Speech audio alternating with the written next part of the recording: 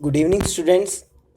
आज हम लोग अपना हिस्ट्री का फर्स्ट चैप्टर स्टार्ट करते हैं, जिसका नाम है the rise of nationalism in Europe. Europe में नेशनलिज्म कैसे आया, कैसे लोगों ने उसे जाना और कैसे वो एक पॉइंट बन गया किसका, फ्रीडम का, नेशनलिज्म का अदर कंट्रीज़ के लिए। हमें वही पढ़ना है। तो आप लोग हमेशा याद रखिएगा कि ये जो नेशनलिज्म का आइडिया आया था, ये स्टार्ट था, इसकी आइडिया की जो स्टार्टिंग थी वो स्टार्टिंग हुई थी कहाँ से, यूरोप से। ठीक है। धीरे धीरे धीरे ये जो आइडिया था वो बाकी कंट्रीज़ में स्प्रेड होने लगा। ठीक है। तो अगर हम बात करें तो आप देखोगे आपके बुक के पेज नंबर 3 में एक ड्राइंग बनी है जिसे फेडरिक सोर्यू ने बनाया था 1848 में। ठीक है। और उसका पेंटिंग का नाम था the dream of world wide democratic and social Republic. ये पेंटिंग का नाम दिया था उनने। ये ड्रीम था कि वर्ल्ड वाइड, मतलब वो जैसे आप समझो कोई चीज़ पर्टिकुलर उनने अपने कॉन्टिनेंट या अपने कंट्री के लिए नहीं बताया, वो चीज़ उनने वर्ल्ड वाइड मतलब सारे कंट्रीज़ के लिए रिप्रेजेंट करके उनने एक ड्राइंग बनाई थी जिसमें वो आइडिया देना चाहते थे नेशनलिज्म का। ठीक है। तो मैं क्या करता हूँ, सबसे पहले हम लोग ये देखते हैं कि वो जो पेंटिंग है उस पेंटिंग में क्या क्या चीज़ें थी और उस पेंटिंग में जो मेन मेन पॉइंट्स वो एक्सप्रेस करना चाहते थे अपना ओपिनियन, हम लोग वो चीज़ को देख लेते हैं। उसके बाद हम लोग देखेंगे कि इस चैप्टर में देखो टोटल तो एग्जैक्ट 6 चैप्टर्स हैं। ठीक है। इस यूनिट में टोटल 6 चैप्टर्स हैं। ठीक है। तो एग्जैक्ट हमको ये जब हम 6 चैप्टर्स पढ़ लेंगे तो हमें क्या पता चलेगा या हमें क्या पढ़ना है, हम लोग वो देखेंगे। ठीक है। तो सबसे पहले हम लोग पॉइंट्स देखते हैं जो फेडरिक सोर्यू के पेंटिंग में शो हो रही थी। ठीक है। तो जो ये पेंटिंग जो फेडरिक सोर्यू ने बनाया था उसका ये फर्स्ट प्रिंट था। ठीक है। और इसका नाम क्या दिया था उनने, the dream of world wide democratic and social Republic. ठीक है। तो हम पॉइंट क्या रिमेंबर आपको रखना है, तो सबसे पहला पॉइंट है कि इस पेंटिंग को बनाया किसने था। तो हम लोग कह सकते हैं कि इन 1848 Frederick सोर्यू, a French artist, prepared a series of 4 prints visualizing his dream of a world made up of democratic and social republics. मतलब 1848 में फेडरिक सोर्यू ने टोटल 4 प्रिंट्स बनाई थी और वो उसमें अपनी जो सोच कि एक वर्ल्ड ऐसा होना चाहिए जहाँ पे डेमोक्रेसी हो, वहाँ पे सोशल रिपब्लिक हो, मतलब यहाँ पे लोगों का शासन चलता हो, तो उनने वो चीज़ को शो करने के लिए उन्हें टोटल 4 सीरीज़ बनाई थी प्रिंट्स की। तो उसका जो पहला सीरीज़ था वो था the dream of a world wide democratic and social Republic. ठीक है। उसकी ये पहली सीरीज़ जो हमारे बुक में ऑन पेज 3 दी गई है। अब उसमें अगर हम की पॉइंट्स की बात करें तो वो जो डायग्राम आपको इमेज दिख रहा है, तो इमेज में आपको क्या क्या चीज़ें दिख रही होंगी, हम लोग हर एक चीज़ को एक्सप्लेन करते हैं। तो सबसे पहली चीज़ आपको दिख रही होगी, तो एक स्टार्टिंग पॉइंट जो है वो है द स्टैचू ऑफ लिबर्टी। आप देखोगे तो एक स्टैचू ऑफ लिबर्टी बनी हुई है और वहाँ से एक लंबी सी आपको एक लाइन दिख रही होगी।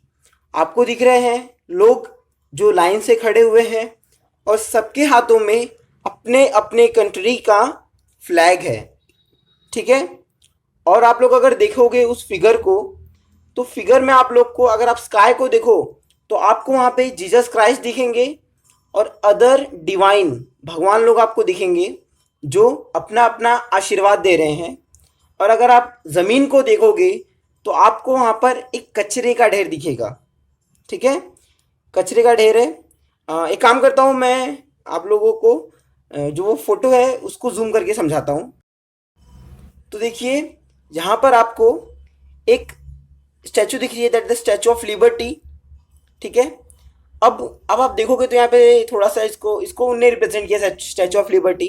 यहाँ पे आपको लंबी सी एक लाइन दिख रही होगी, ये लंबी लाइन शो कर रही है लोगों की, और लोगों के हाथ में अपने अपने कंट्रीज का फ्लैग है।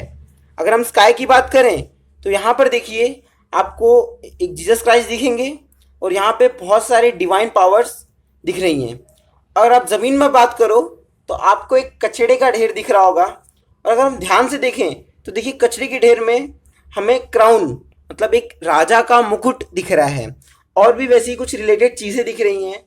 तो अब ये समझिए आप लोग ये क्या है एग्जैक्ट। तो अगर ये इमेज की हम बात करें तो जब ना ये जो जिस समय की बात चल रही थी, ठीक है, मतलब ये जो अक्रॉस उनने जब ये शो किया था 1848 में, आपने अपने 9th क्लास में भी पढ़ा होगा फ्रेंच रिवॉल्यूशन, ठीक है। तो अगर हम बात करें उसमें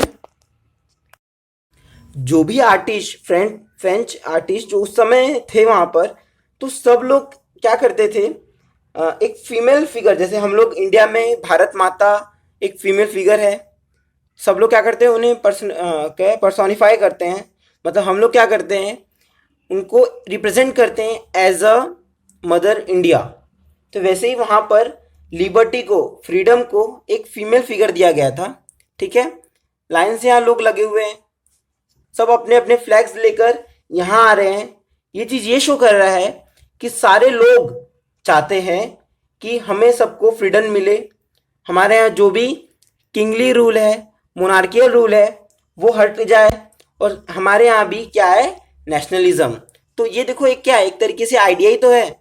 अगर हम चाहते हैं कि हमारे नेशन स्टेट हो, अभी देखो मैंने आप लोग को एक्सप्लेन नहीं किया कि नेशन स्टेट का मतलब क्या होता है।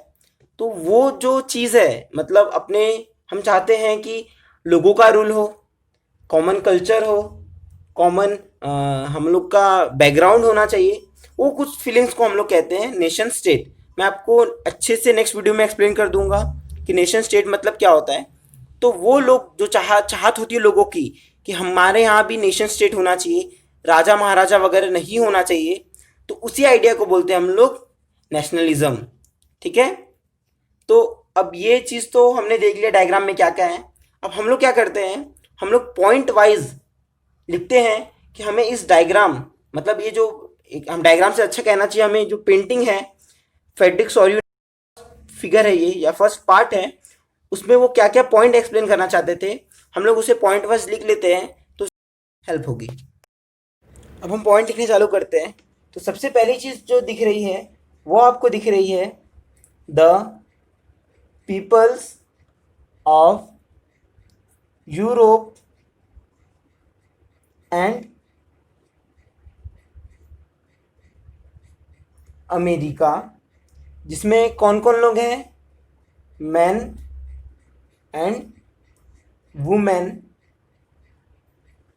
Of all ages and social classes, ठीक है। वो क्या कर रहे हैं, they are marching in a long train मतलब क्या है, वो जो लोग अगर देखिए तो आपको ये ट्रेन लाइक स्ट्रक्चर दिखेगा, एक लंबी कतार में लोग खड़े हुए हैं, ठीक है। और क्या कर रहे हैं, एंड ऑफरिंग रिस्पेक्ट, इसको रिस्पेक्ट कर रहे हैं to the Statue of Liberty. मतलब क्या कर रहे हैं, डिफरेंट लोग यूरोप अमेरिका के, जिसमें कौन कौन है, मैन है, वुमेन है, सारे वर्ग के लोग हैं, सोशल क्लासेस के लोग हैं, वो एक लंबी कतार में लगे हुए हैं और सब अपना अपना रिस्पेक्ट स्टैचू ऑफ लिबर्टी को दे रहे हैं उस वहाँ से जाते हुए। ठीक है, ये तो पहला पॉइंट था। अब इसमें जो अगर हम बात करें थर्ड पॉइंट की, तो थर्ड पॉइंट में क्या है कि अब वो जो वो है, क्या बोलते हैं, स्टैचू ऑफ लिबर्टी है, वो क्या है, तो वो एक रिप्रेजेंटेशन है किसका, लिबर्टी का। लिबर्टी मतलब फ्रीडम, मतलब जो स्टैचू ऑफ लिबर्टी है वो एक वुमेन की स्टैचू है और वो शो करता है लिबर्टी। ठीक है, तो अब हम थर्ड बात करें तो वहाँ पर और क्या चीज़ें थी, तो हमने देखा वहाँ पर ज़मीन पे हम कह सकते हैं कि on the earth, in the foreground, मतलब आगे की तरफ ज़मीन पे क्या है, हम लोग अगर हम आप खुद से आप सेंटेंस बनाओ तो हम क्या कह सकते हैं, देखो, on the earth in the foreground the crown and the other remains of, इसका remains of monarchial government, of monarchial government, जिसको हम कहते हैं एब्सोल्यूटिस्ट। ठीक है, लाइड शैटर्ड, मतलब अगर हम जमीन की बात करें, जमीन पे देखोगे तो आपको क्राउन दिखेगा और बहुत सारी चीजें जो एक राजा महाराजा को रिलेट करती हैं, वो सारी चीजें जमीन पे पड़ी हुई हैं। ठीक है, तो ये एक था। ठीक है, अब जो फोर्थ पॉइंट है तो उसमें आप याद रखिएगा कि जो भी लोग लाइन में लगे हुए हैं उस सब लोगों के पास अपने अपने कंट्री का फ्लैग है, मतलब the peoples of the world are grouped as distinct nations identified through their flags and costumes। मतलब क्या है कि वो उस पेंटिंग में दिखाना चाहते थे कि वो जो लोग खड़े हैं लाइन में वो सिर्फ फ्रेंच के ही लोग नहीं हैं, वो यूरोप के लोग ही नहीं हैं, वो वर्ल्ड वाइड बहुत अदर अदर कंट्रीज से आए हुए लोग हैं। और उसे रिप्रेजेंट करने के लिए उन्होंने डिफरेंट कॉस्ट्यूम्स यूज़ किया और डिफरेंट फ्लैग यूज़ किया, ताकि जो भी इस पेंटिंग को देखे उसे ये समझ में आए कि लिबर्टी सिर्फ एक ही कंट्री को नहीं चाहिए। लाइन में लोग लगे हैं मतलब सब डिफरेंट डिफरेंट कंट्रीज सब चाहते हैं कि उनको फ्रीडम मिले, वहां पर एक नेशन स्टेट बने। ठीक है, ये पॉइंट था। अब हम बात करें तो सबसे पहले आपको जो कंट्री दिख रही होगी वो है स्टैचू के पास, दैट इज फ्रांस। और फ्रांस का जो ये था फ्लैग था वो ट्राई कलर था। और फ्रांस के बाद अगर आप देखो तो वहां पे जर्मनी है जिसका black red and golden flag है। ठीक है, और उसमें आप देखोगे तो उसके बाद क्या है, एक सीरीज लगी हुई है और डिफरेंट डिफरेंट कंट्रीज सब लाइन से लगे हुए हैं। ठीक है, मतलब जैसे the people of Austria, kingdom of slices, England, Ireland, Hungary, Russia, ये सारे लोग लाइन से लगे हुए हैं। पर स्टैचू के सबसे पहले जो खड़ा है that is the country of France, क्योंकि नेशन का जो आइडिया आया था, नेशनलिज्म का जो आइडिया आया था, वो स्टार्टिंग कहाँ से हुआ था, फ्रांस से। तो सबसे पहले स्टैचू ऑफ लिबर्टी के फ्रांस को रिप्रेजेंट कराया है फेडरिक ने, उसके बाद जर्मनी और followed by different different countries. मतलब हम जो फिफ्थ पॉइंट लिख सकते हैं, क्या लिख सकते हैं हम लोग कि फ्रांस हैज जस्ट reached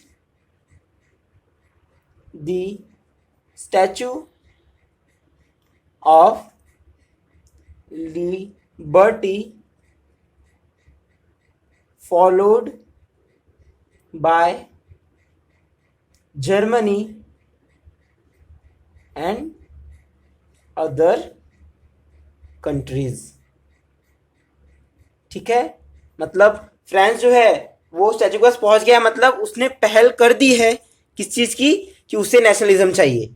और उसके बाद जर्मनी है, फिर अदर कंट्रीज हैं। तो ये बात हो गई क्या क्या, देखो सबसे पहले हमने स्टैचू को डिफाइन कर दिया, लोग खड़े हैं लाइन से, सब अपने अपने फ्लैग्स लेकर हैं।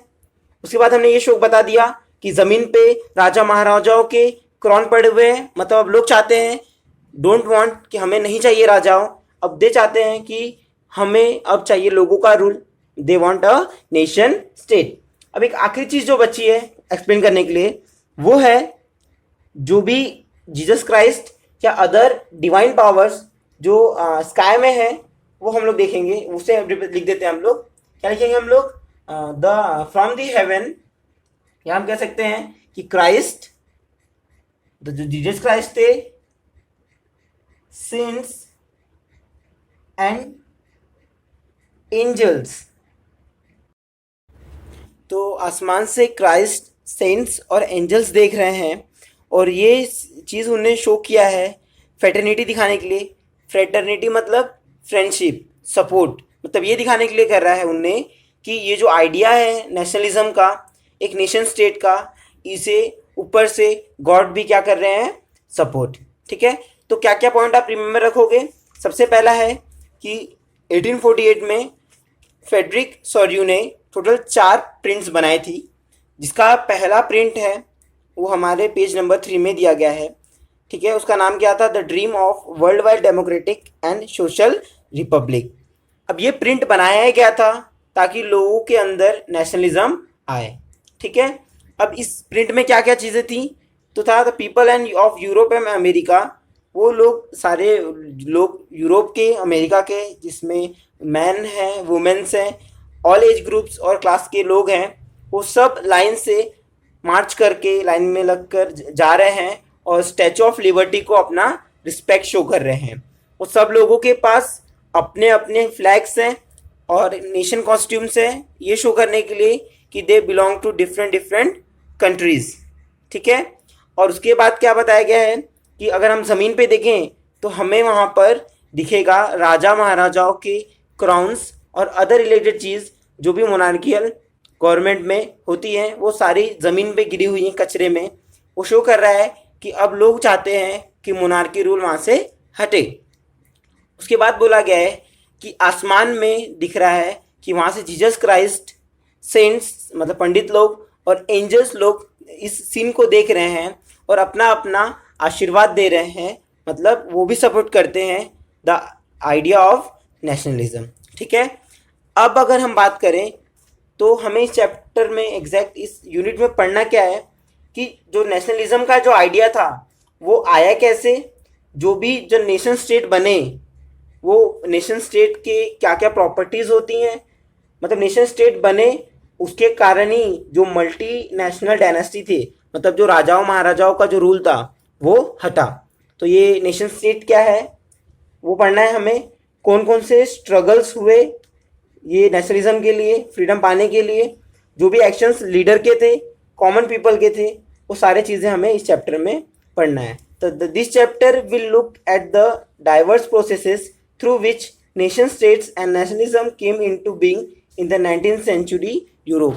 मतलब 19th सेंचुरी में यूरोप में कैसे कैसे नेशनलिज्म आया वो हम लोगों को पढ़ना है। तो मेनली देखो, अगर हम बात करें तो यूरोप में कौन कौन सी कंट्रीज़ हैं जैसे जिसके बारे में पढ़ना है, फ्रांस है, जर्मनी है, इटली है, ब्रिटेन है और कुछ छोटी छोटी कंट्रीज़ हैं। वहाँ पर नेशनलिज्म का आइडिया कैसे आया, वहाँ पे नेशन स्टेट्स कैसे फॉर्म हुए, हमें वही चीज़ चैप्टर वाइज पढ़ना है। ठीक है, तो आज का ये पार्ट इंट्रोडक्शन का था। कल हम लोग अपना फर्स्ट चैप्टर स्टार्ट करेंगे, that is the French revolution and the idea of the nation. आज के लिए इतना काफ़ी है। Thank you.